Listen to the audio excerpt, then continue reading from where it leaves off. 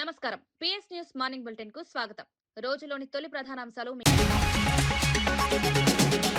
ప్రజలే తన అసలైన బలమని చెప్పిన సీఎం రేవంత్ రెడ్డి. గుంపు మేస్త్రి అన్న విమర్శలను పట్టించుకున్న ముఖ్యమంత్రి, ప్రజలు, మంత్రులు, కార్యకర్తలే తన బలం, తెలంగాణ అభివృద్ధికి సంక్షేమమే ప్రభుత్వ లక్ష్యం.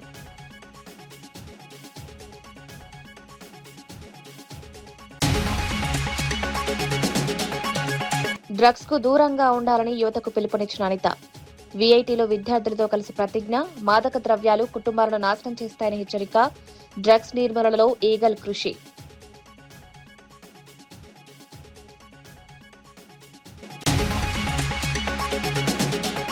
కార్యకర్తల గౌరవమే పార్టీ బలమని కేటీఆర్ వ్యాఖ్య. పార్టీ వ్యవహారాల్లో గతంలో లోపాలు, 2028 తర్వాత కార్యకర్తల సంక్షేమ బాధ్యత, ప్రతి కార్యకర్తకు తగిన గుర్తింపు.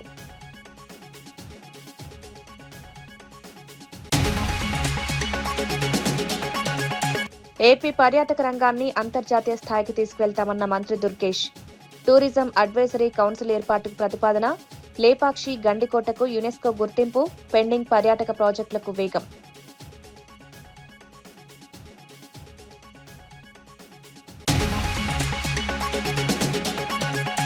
ఎమర్జెన్సీపై కాంగ్రెస్ క్షమాపణ చెప్పాలని రఘునందన్ డిమాండ్.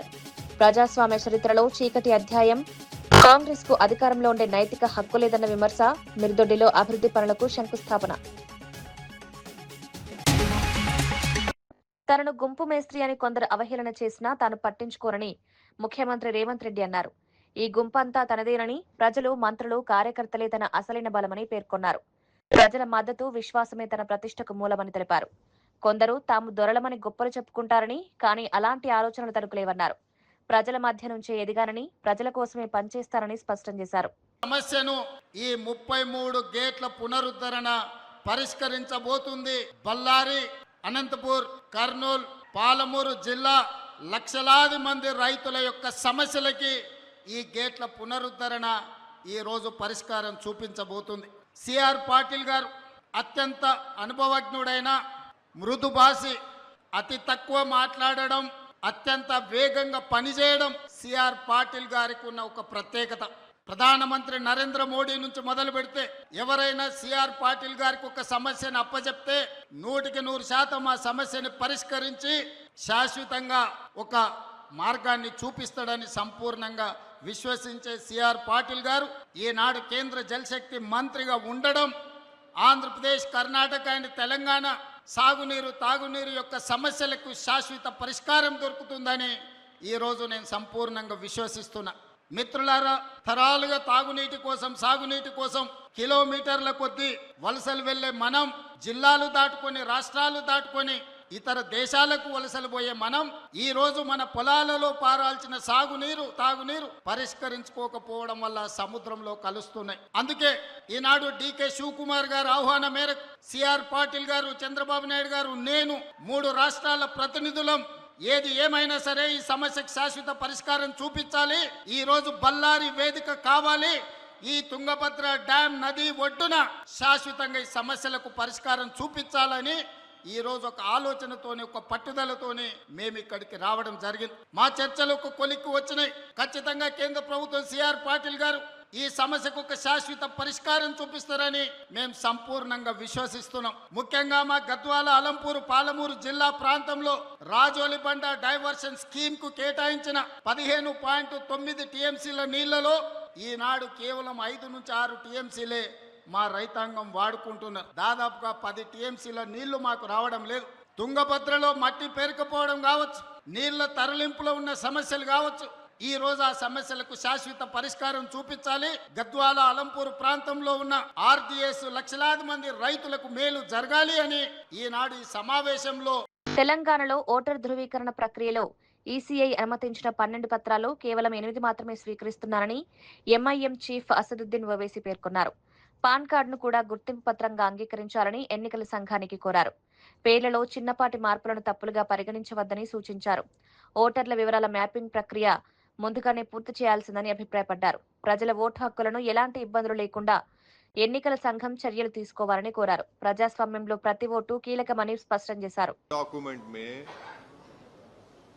एक डॉक्यूमेंट तो तेलंगाना में एनआरसी नहीं हुआ, वो डॉक्यूमेंट चला गया। दूसरा है परमानेंट रेजिडेंस सर्टिफिकेट, वो तेलंगाना में नहीं दिया जाता। फैमिली रजिस्टर वो तेलंगाना में नहीं है। आधार सिर्फ एक डॉक्यूमेंट कबूल नहीं होता। तो 12 में तो ऐसे ही 4 चले गए। अब बचे कितने? बचे 8 ही ना। अब 8 डॉक्यूमेंटेशन के लिए हमने इलेक्शन कमीशन से कहा था कि आप पैन कार्ड इसमें शामिल कर लीजिए, क्योंकि पैन कार्ड की बुनियाद पर मैं वोट डाल सकता हूं। स्टेट गवर्नमेंट ड्राइविंग लाइसेंस देती है, उसकी बुनियाद पर वोट डाल सकता हूं। State government food security card देती है, उसकी बुनियाद पर मैं वोट डाल सकता हूं। तो इलेक्शन कमीशन ने उसको कबूल नहीं किया। दूसरा, हमने इलेक्शन कमीशन से कहा था कि जो एनोमलीज हैं, अगर 2002 में मैन्युअली वोटर लिस्ट बनाई गई थी जिसको इलेक्शन कमीशन ने बनाया, अगर उसमें स्पेलिंग मिस्टेक है तो उसको आप प्रेजेंट कैसा मुझे आप पिनलाइज करेंगे? भाई, अगर किसी का नाम एस प्रमोद था 2002 में, अब आ गया सौरभ प्रमोद 2026 में, तो इलेक्शन कमीशन बोल रहा है ये एनोमली है।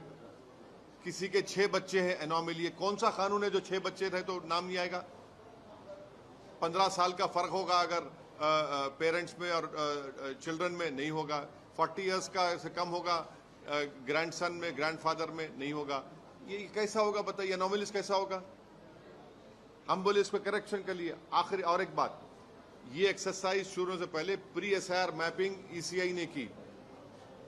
पहले ये बताया गया था कि प्री प्रिंटेड फॉर्म आएगा, राइट? हम अब नहीं आएगा। अब सिर्फ जो 2026 में जिसका नाम है वोटर लिस्ट में, उसको घर पे लाके देंगे बीएलओ फॉर्म। वोटर को, इलेक्टर को 2002 का पूरा अपना डिटेल लिखना पड़ेगा।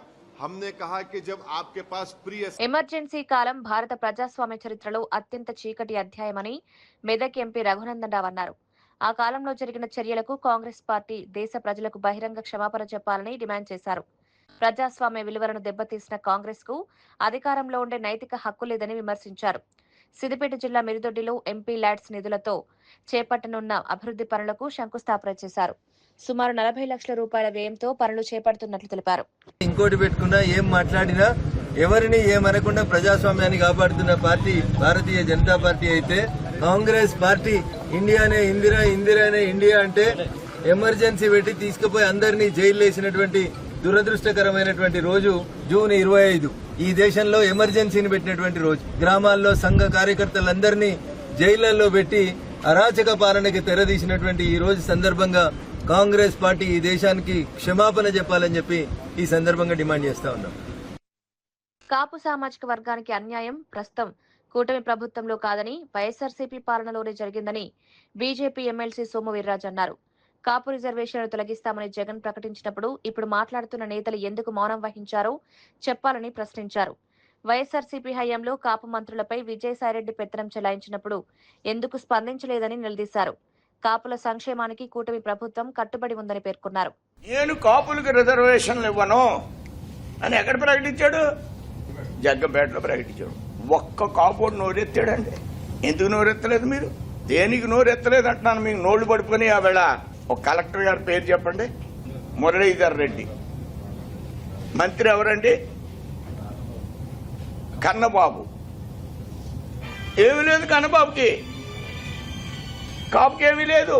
గడాసు వారు చెప్తున్నారు కాపుకి ఏమీ లేదు. వీళ్ళిద్దరే పరిపాలించారు మొత్తం జిల్లా అంతా కూడా. ఏడుపు పెడుపోపలు ఎప్పటికీ చెప్పుకోలేదు. ఆయన మళ్ళీ ఒక ఇన్ఛార్జ్ మంత్రి ఎక్కడికి? వైజాగ్కి. ఎవరు? కన్నబాబు గారు. ఆయన ఇలా మీటింగులు జరిగాయి. అక్కడ ఎవరు తీసుకున్నాడు? విజయసాయి రెడ్డి తీసుకున్నాడు పత్రాలన్నీ. ఈయన ఎవరు? మనకెవరు ఇప్పుడు ఇన్ఛార్జ్ మంత్రి? నిమ్మల రామానాయుడు. అన్నీ చెప్తాం ఆయనకి, సార్ ఇలా చేయండి అలా చేయండి. అక్కడ కన్నబాబుకి చెప్పి కన్నగాడు ఎవడో లేడు. అందరూ కూడా విజయసాయి రెడ్డి ఆయన ఇన్ఛార్జి ఆ జిల్లాలకే. కాగితాలన్నీ ఆయన తీసుకునేవాడు. ఏముంది వాళ్ళకి విలువ? కాపుల జిల్లాలోనే కాపులకు విలువ లేదే. నీ పరిపాలనలో ఛాలెంజ్ ఇది. ఓపెన్ డిబేట్ రమ్మనండి ఎవరినైనా. ఏమండి మేము కాపులు, మా పార్టీలో ఉన్న కాపులు అందరూ మేము ముఖ్యమంత్రిని చేయడం కోసం ఉన్నాం అని మీటింగ్ పెట్టుకోమనండి. 7 కాపులకి ఏమన్నా అన్యాయం జరిగితే మేము లేవా ఇక్కడ? ఆంధ్రప్రదేశ్ పర్యాటక రంగాన్ని అంతర్జాతీయ స్థాయికి తీసుకువెళ్లేందుకు ప్రభుత్వం కృషి చేస్తోందని మంత్రి కందుల దుర్గేష్ తెలిపారు. ఏపీ ఛాంబర్స్ ప్రతినిధులు సచివాలయంలో ఆయన్ను కలిసి పలు ప్రతిపాదనలు సమర్పించారు. పరిశ్రమలు, హాస్పిటాలిటీ, ట్రావెల్, ఏవియేషన్ రంగాల ప్రతినిధులతో టూరిజం అడ్వైజరీ కౌన్సిల్ ఏర్పాటు చేయాలని సూచించారు. లేపాక్షి, గండికోట, బెలుం గుహలకు యునెస్కో గుర్తింపు తీసుకురావాలని కోరారు. పెండింగ్ లో ఉన్న పర్యాటక ప్రాజెక్టులకు వేగంగా అనుమతులు మంజూరు చేస్తామని మంత్రి హామీ ఇచ్చారు. హోటల్ను కూడా ఎంకరేజ్ చేయాలని కొద్ది రోజుల్లోనే విజయవాడలో స్టేక్ హోల్డర్స్ మీటింగ్ పెట్టి చిన్నవాళ్ళను కూడా ఎంకరేజ్ చేయాలనే ఉద్దేశంతో రాష్ట్ర ప్రభుత్వం నిర్ణయం తీసుకుంది. సెప్టెంబర్లో వైజాగ్లో ఒక ట్రావెల్స్ సంబంధించింది చాలా లార్జ్ స్కేల్లో పెట్టాలని ముఖ్యమంత్రి మంత్రి గారు తెలియజేశారు. రాష్ట్ర వ్యాప్తంగా సుమారుగా 100 మంది ట్రావెల్స్ సంబంధించిన అన్ని జిల్లాల వాళ్ళని ఈ వారం 10 రోజుల్లో ఒక మీటింగ్ పెట్టడానికి డేట్ ఇస్తా అన్నారు. విజిబిలిటీ పెరగాలి, మనకి ఇన్బౌండ్ టూరిస్టులు పెరగాలనే దాని మీద కొన్ని సూచనలు చేయటం జరిగింది. ఇది ఇమ్మీడియట్గా మనకి ఫుట్ ఫాల్స్ పెరగాలంటే మిడ్ సెగ్మెంట్లో లెస్ దాన్ 50 crore ప్రాజెక్ట్స్ని మనం వెంటనే రిజాల్వ్ చేసి దానికి గనక ఊతం గనక ఇవ్వగలిగితే సో ఇంపార్టెంట్ సర్క్యూట్స్లో క్విక్గా డెవలప్ అవుతాయి. ఈ ఇన్బౌండ్ టూరిజం పెరగాలనుకున్నప్పుడు రైల్వేస్తోనూ, ఎయిర్లైన్స్తోనూ, క్రూజ్ ఆపరేటర్స్తో కూడా లింకప్ చేసుకుని మనం ప్రమోషనల్ ఈవెంట్గా చేసినప్పుడు ఇన్బౌండ్ టూరిస్టులు పెరుగుతారని చెప్పడం జరిగింది. టూరిజం అంటేనే 90% of the projects micro, small, medium సెగ్మెంట్లో ఉంటాయి. పెద్ద ప్రాజెక్టులను ఎలాగైతే ఎస్ఐపిసి, ఎస్ఐపిబి రూట్లో ఫాస్ట్ ట్రాక్లో తీసుకెళ్తున్నారో అలాగే డిపార్ట్మెంటల్ లెవెల్లో లెస్ దాన్ 50 crores ఉన్న ప్రాజెక్టులన్నిటికి కూడా ఒక మెకానిజము, మొడాలిటీ డెవలప్ చేసి వీటన్నిటిని, ఈ ప్రాజెక్టులన్నీ క్లియర్ చేసి వాటికి some kind of registration with assurance of incentives ఇవ్వడం జరిగింది మన పాలసీలో. అంతర్జాతీయ మాదక ద్రవ్యాల వ్యతిరేక దినోత్సవం సందర్భంగా అమరావతిలోని విఐటి విశ్వవిద్యాలయంలో నిర్వహించిన కార్యక్రమంలో హోంమంత్రి అనిత పాల్గొన్నారు. ఈగల్ విభాగం ఆధ్వర్యంలో నిర్వహించిన కార్యక్రమంలో విద్యార్థులతో కలిసి మొక్కలు నాటి డ్రగ్స్ కు దూరంగా ఉండాలని ప్రతిజ్ఞ చేయించారు. సంకల్ప పోస్టర్ను ఆవిష్కరించి యువతకు అవగాహన కల్పించారు. మాదక ద్రవ్యాలు కుటుంబాలను నాశనం చేస్తాయని హెచ్చరించారు. తల్లిదండ్రుల ఆశయాలను నెరవేర్చే దిశగా విద్యార్థులు ముందుకు సాగాలని సూచించారు. 30-40 సంవత్సరాల నుంచి దగ్గర 20,000 ఎకరాల్లో గాంజా సాగు పండించే AOB area, Andhra Orissa border ఏరియాలో ఈరోజు జీరో కల్టివేషన్ అని చెప్పేటప్పుడు నిజంగా మాకు కూడా కొంచెం భయం వేసింది. బట్ మేము అక్కడి నుంచి తెప్పించుకున్నాం. రిపోర్ట్సే కాదు, డ్రోన్స్ కెమెరాస్తో కూడా మేము చెక్ చేసుకొని ఎక్కడ నాకు ఒక రకంగా చెప్పాలంటే ఒక అదృష్టం కింద భావించాం. సాక్షాత్తు సీఎం గారు కూర్చొని ఈగల్ అన్న పదంలోనే చాలా అర్థం కనిపిస్తుంది. ఈగల్ పెట్టండి అని సాక్షాత్తు గౌరవ నారా చంద్రబాబు నాయుడు గారు పెట్టిన టాస్క్ ఫోర్స్. ఈరోజు ఇది ఎంతవరకు అడాప్ట్ అయిందంటే పక్కన తెలంగాణ వాళ్ళు కూడా మన ఇదే ఈగల్ పేరుని కూడా వాళ్ళు అడాప్ట్ చేసుకున్నారు. నిన్నగాక మొన్న తమిళనాడులోని సీఎం అయిన విజయ్ గారు కూడా ఈగల్ లాంటి వ్యవస్థని మన దగ్గర కూడా నడిపించాలి అని చెప్పి మనల్ని ఆదర్శంగా తీసుకొని ఈరోజు తమిళనాడులో వేసే పరిస్థితి. ఒరిస్సా గవర్నమెంట్ మీరు ఎలా చేశారు, మాకు పీపీటీ ప్రెజెంట్ చేయండి అంటే రీసెంట్గా ఆ పీపీటీని కూడా ప్రెజెంట్ చేసే పరిస్థితి. ఈ కల్టివేషన్ ఆఫ్ గంజాయి ఏంటంటే ఇంకా ఆంధ్ర ఒరిస్సా బోర్డర్లో మనకి ఆల్మోస్ట్ ఆల్ మనకి ఒక కల్టివేషన్, గంజాయి కల్టివేషన్ పూర్తిగా నిర్మూలించడం జరిగింది. సో ఇప్పుడు మనకి ఆంధ్రప్రదేశ్లోకి వచ్చే గంజా అంతా కూడా మనకి ఒరిస్సా నుంచి వస్తుంది. సనత్ నగర్ లో ది థీమ్ 90 డిగ్రీ ఇంటీరియర్ స్టూడియోను బీఆర్ఎస్ నాయకుడు కొలను బాలరెడ్డి ప్రారంభించారు. స్టూడియో ఎండీ నరేందర్ కుమార్ ఆధ్వర్యంలో జరిగిన కార్యక్రమంలో రిబ్బన్ కట్ చేసి ప్రారంభోత్సవం నిర్వహించారు. ఆధునిక గృహ నిర్మాణాల్లో ఇంటీరియర్ డిజైన్ కు పెరుగుతున్న ప్రాధాన్యతను ఈ సందర్భంగా ప్రస్తావించారు. ఓపెన్ కిచెన్, ఫర్నిచర్, ఇంటి అలంకరణకు సంబంధించిన సేవలు ఒకే చోట అందుబాటులో ఉంటాయని నిర్వాహకులు తెలిపారు. వ్యాపారం విజయవంతంగా సాగాలని కొలను బాలరెడ్డి ఆకాంక్షించారు. ఈ కార్యక్రమంలో పలువురు అతిథులు, స్థానిక నాయకులు, స్టూడియో సిబ్బంది పాల్గొన్నారు. ఓపెన్ కిచెన్ కానివ్వండి, ఫర్నిచర్ కానివ్వండి, ఏ విధమైన కానీ డెకరేషన్ కానీ అలాంటి చేసుకోవడం కాబట్టి ఇది చాలా అద్భుతంగా నడవాలి, మంచి పేరు తీసుకురావాలని చెప్పేసి కోరుకుంటూ ఈ షాప్ మంచి పొజిషన్లో రావాలని కోరుకుంటున్నాం. मेरा नाम नागेंद्र कुमार है। मैं 2014 से सर के साथ में हूँ। अब तक मैं लाइफ में आगे गया हूँ जब से इनके साथ मिला हूँ, जब से जुड़ा हुआ हूँ। इंडिको बिल्डर्स के ओनर हैं, एमडी हैं इन्हों, और जो भी प्रोजेक्ट बनाते हैं कंटिन्यू काम तो मैं ही करता हूँ, और हर चीज़ में मुझे कभी भी तकलीफ़ नहीं हुआ, अच्छे से अच्छे आगे निकलते गए हैं। पूरा सपोर्ट है सर का मेरे साथ हमेशा के लिए, और सर का मैं बहुत बहुत शुक्रगुजार हूँ। ప్రభుత్వ సంక్షేమ అభివృద్ధి పథకాల లబ్ధి ప్రతి అర్హుడికి చేరేలా అధికారులు కృషి చేయాలని special chief secretary Naveen Mittal సూచించారు. వికారాబాద్ కలెక్టరేట్లో ప్రజాపాలన ప్రగతి ప్రణాళిక 99 రోజుల కార్యక్రమంపై సమీక్ష నిర్వహించారు. జిల్లా కలెక్టర్ దీపక్ తివారీ, ఎస్పీ స్నేహా మెహ్రాతో కలిసి పథకాల అమలు తీరును పరిశీలించారు. ప్రజల సమస్యలను గుర్తించి వేగంగా పరిష్కరించాలని అధికారులకు సూచించారు. ప్రభుత్వ పథకాలపై విస్తృత అవగాహన కల్పించాలని కోరారు. కోర్టు సమావేశంలో అదనపు కలెక్టర్లు, వివిధ శాఖల జిల్లా అధికారులు పాల్గొన్నారు.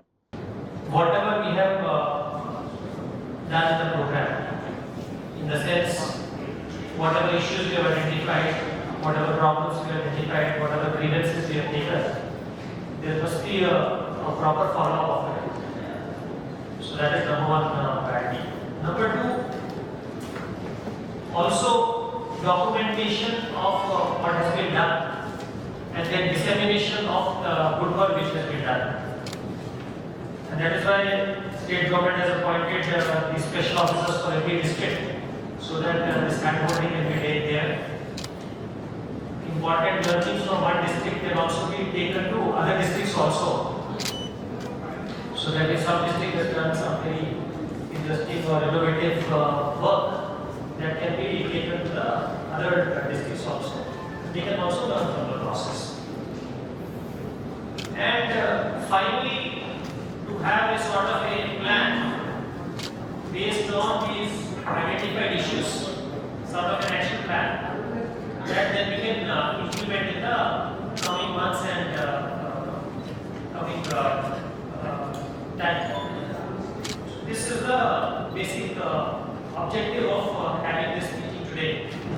That is, many times what happens is we conduct a program, but once the program is done, we forget and then we move into our routine work or next program will be on. But here it is not like that. This program which we have conducted for such a long time. Indira మహిళా శక్తి పథకం కింద మహిళలకు చీరల పంపిణీ కార్యక్రమంలో cantonment MLA Shri Ganesh పాల్గొన్నారు. Marredpally cricket ground లో నిర్వహించిన కార్యక్రమంలో మహిళలకు చీరలు అందజేశారు. మహిళలు ప్రభుత్వాలపై ఆధారపడకుండా ప్రభుత్వాలకే పన్నులు చెల్లించే స్థాయికి ఎదిగారని ఆకాంక్షించారు. 1 కోటి మంది మహిళలను కోటీశ్వరులుగా తీర్చిదిద్దడమే కాంగ్రెస్ ప్రభుత్వ లక్ష్యమన్నారు. మహిళా సంఘాలకు అధిక రుణాలు, వడ్డీ మాఫీ, వ్యాపార అవకాశాలు కల్పిస్తున్నట్లు తెలిపారు. మహిళా సాధికారతకు ప్రభుత్వం కట్టుబడి ఉందని పేర్కొన్నారు. చీరలు తీసుకున్న వాళ్ళు వంటలు కొట్టుకోవడానికి కావచ్చు, పరదలకు కావచ్చు, కొంతమంది అయితే స్టీల్ సామాన్లకు ఇచ్చి ఇచ్చారు, చీర ఇచ్చి స్టీల్ సామాన్లు తీసుకున్నారు. నేను వస్తున్నప్పుడు ఎక్కడ పోతున్నావు అనేసి మా ఒక సిస్టర్ ఫోన్ చేసి, పద్మ అంటే ఇలా పోతున్నాం మా ప్రోగ్రామ్ కంటే అన్నది చీరలు అంటే అన్న ఖచ్చితంగా చెప్పు, కేసీఆర్ మమ్మల్ని అవమానపరిచిండు, ఆ చీరలు ఇచ్చి ఈ రోజు మా సీఎం రేవంత్ రెడ్డి గారు మంచి చీరలు ఇచ్చి మమ్మల్ని గౌరవిస్తున్నందుకు ముఖ్యమంత్రి గారికి హృదయపూర్వకంగా సభాముఖంగా అందరు చప్పట్లతో ధన్యవాదాలు చెప్పాలని చెప్పింది. ఎవరు? మా పద్మమ్మ. ఆ బాలెంబైలో మా యాదమ్మ ఉంటది, ఆమె ఆ చీర తీసుకున్నప్పటి నుంచి చీర నామడం కూడా ఇప్పించి మరీ చెప్పింది, ఈ చీరలు నేను ముందు గుంతలు కొట్టుకుంటే గణేశయ్య, ఇప్పుడు మాత్రం మేము కట్టుకొని సంతోషంగా ఉన్నాం. వారేమో మేము అక్కడనే ఉండాలని చూస్తారు, కానీ ఇప్పుడు కాంగ్రెస్ ప్రభుత్వం గౌరవ ముఖ్యమంత్రి రేవంత్ రెడ్డి గారు మీ అందరినీ కోటీశ్వరులు చేయాలని ఆలోచిస్తారు. ఏం చేయాలని? కోటీశ్వరులు చేయాలని ఆలోచిస్తారు. దానికే ముందు రుణాలు 5 లక్షలు ఉండేది, ఇప్పుడు రుణాలు 20 లక్షలు దానికి ఇచ్చి 10 లక్షల రూపాయల వరకు రుణమాఫీ చేస్తారని ఒక నెల కిందనే ప్రోగ్రామ్ చేసి దానికి జీవో కూడా పాస్ చేశారు. అదే కాకుండా మన వర్షంలో కూడా 553 మహిళా సంఘాలకు బస్సులు కొనిపించి, ఆ బస్సులు ఆర్టీసీకి అద్దెలు ఇప్పించి అందరినీ ఏ బస్సులు అయితే ఉచితంగా ప్రయాణం చేస్తారో అదే బస్సులకి ఓనర్లు చేసిన ఘనత మన గౌరవ ముఖ్యమంత్రి రేవంత్ రెడ్డి గారు. ఓనర్ అయిన చూసిన టీవీలలో అయితే 553. అదే కాకుండా పెట్రోల్ పంపులు పెట్టుకుంటే అంటే పైసలు ఉన్న పెట్రోల్ పంపులు పెట్టుకుంటుండే, పెట్రోల్ పంపులు కూడా మా ముందున్న మహిళల లాగానే వేరే ఏదైనా మహిళలు కూడా ముఖ్యమంత్రి గారు పెట్రోల్ పంపులు పెట్టించారు. సో రాష్ట్ర ప్రభుత్వం ఏర్పడిన నుంచి మహిళలకు ప్రాధాన్యత ఇస్తుంది. మహిళల పేర్ల మీదనే పథకాలు ఇస్తూ ఇందిరా మహిళా శక్తి, గృహజ్యోతి, మహాలక్ష్మి, అందరికి 200 యూనిట్ వరకు.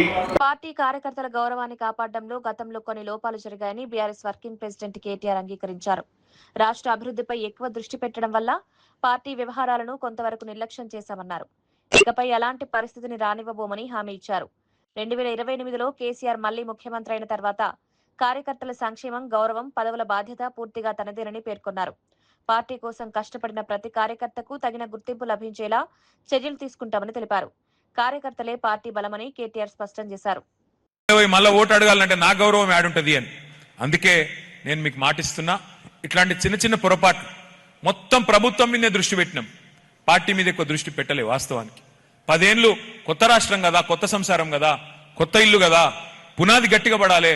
మన రాష్ట్రం నవ్వెటోళ్ళ ముంగట జారిపడొద్దు. మీకు పరిపాలన చేతనైతే దాన్నోళ్లను నోర్లు మూపియాలే, మంచిగా నడిపియాలని ఆలోచన చేసినాం తప్ప వేరే ఆలోచన చేయలే. కానీ నేను మీకు మాటిస్తా ఉన్నా, వచ్చే 5 ఏళ్ళు అట్లుండదు. 2028లో మీ అందరి దయతో ప్రజల ఆశీర్వాదంతో తిరిగి కేసీఆర్ ముఖ్యమంత్రి అవుతాడు.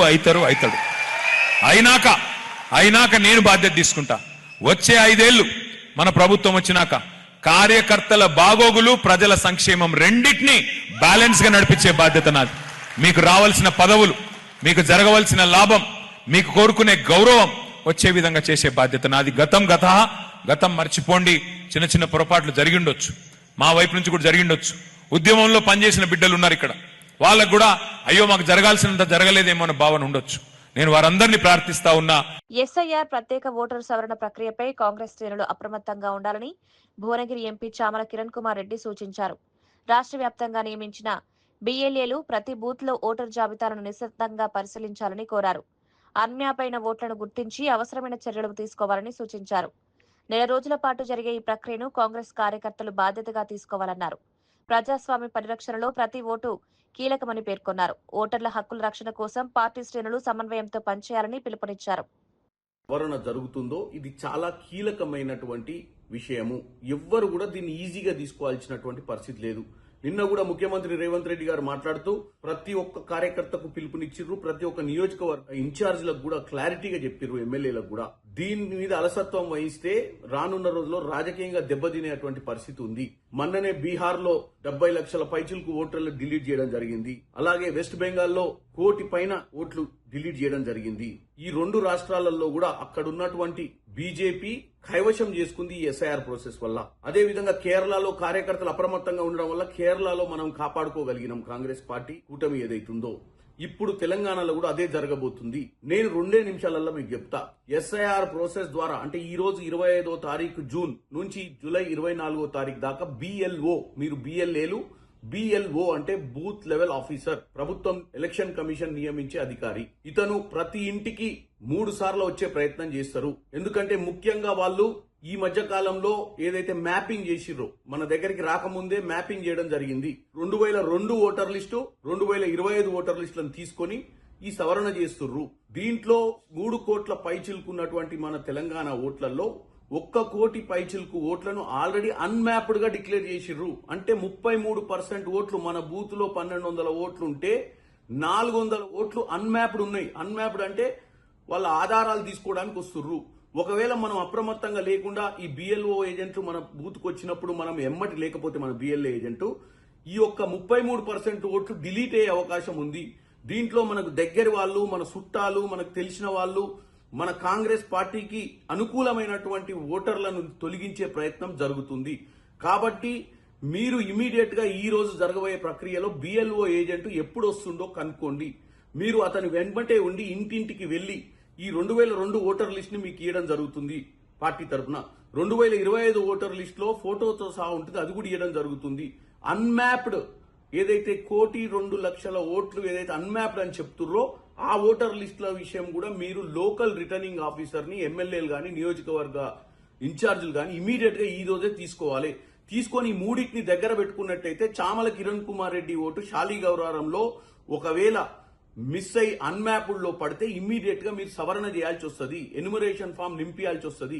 కాబట్టి మీరు ఎట్టి పరిస్థితిలో ఈ 4 రోజులు ఈ బిఎల్ఓలను అంటి పెట్టుకొని ఉండాల్సిన అవసరం ఉంది. ఇది మన రాజకీయ భవిష్యత్తు. మీరు రేపు సర్పంచ్లు కావాలన్నా, వార్డు మెంబర్లు కావాలన్నా, జెడ్పీటీసీలు కావాలన్నా, ఎమ్మెల్యేలు ఎవరైనా కావాలన్నా, ఎంపీలు నాలాంటి వాళ్ళు ఎవరైనా గెలవాలన్నా ఈ ప్రక్రియను మనం అధిగమిస్తేనే మళ్లీ అవకాశం ఉంటది. కాబట్టి ఎట్టి పరిస్థితిలో ఈ 4 రోజులు ఈ ప్రక్రియలో ఒక్క చిన్న తప్పిదం లేకుండా, ఒక్క చిన్న ఓటర్ కూడా మిస్ కాకుండా, ఒకవేళ హైదరాబాద్ లో సెటిల్ అయినటువంటి ఓటర్ ఊర్లో వచ్చి ఓటేసే ప్రక్రియ ఉంటే ఆ ఓట్ని కూడా రీటైన్ చేసుకోవాల్సిన అవసరం ఉంది. ఎందుకంటే ఇక్కడ లేడు అక్కడ ఉండని, అక్కడ లేడు ఇక్కడ ఉండని ఆయన ఓటు 2 దిక్కులో కూడా తొలగించే అవకాశం ఉంటది. కాబట్టి మీరు అందరు ఓటర్లతో కూడా మాట్లాడాల్సిన అవసరం ఉంటది. ఇది ఎలక్షన్ కి ప్రిపరేటరీనెస్ అనే అనుకోండి. ఎందుకంటే మనకు మన బూత్ 1200 కంటే ఎక్కువ బూత్ ఉండదు. ప్రతి బూత్ లో ఆ బూత్ లో ఉన్న ఓటర్ కొన్నిసార్లు పక్క బూత్ లో కూడా ఉంటాయి. కాబట్టి అవన్నీ కూడా సవరణ చేసి మన బూత్లకు వచ్చేటట్టుగా చూసుకోవాల్సిన అవసరం ఉంది. కాబట్టి బిఎల్ఏలు అందరికీ మరొకసారి విజ్ఞప్తి చేస్తున్నా, మీరు ఎట్టి పరిస్థితిలో ఊరు వదిలిపెట్టకుండా ఈ నెల రోజులు బిఎల్ఓ ఏజెంట్ ఫోన్ నెంబర్ తీసుకొని ఎప్పుడు వస్తుండు ఏందనేది తెలుసుకోండి. మీకు ఇంకా కూడా డౌట్లుంటే స్థానిక ఎమ్మెల్యే గారిని మేము ప్రతి 10 బూత్లకు ఒక సూపర్వైజర్ని పెడుతున్నాము, ప్రతి నియోజకవర్గానికి ఒక సూపర్వైజర్ని పెడుతున్నాము. మరిన్ని వార్తలతో మళ్ళీ కలుద్దాం. నమస్కారం.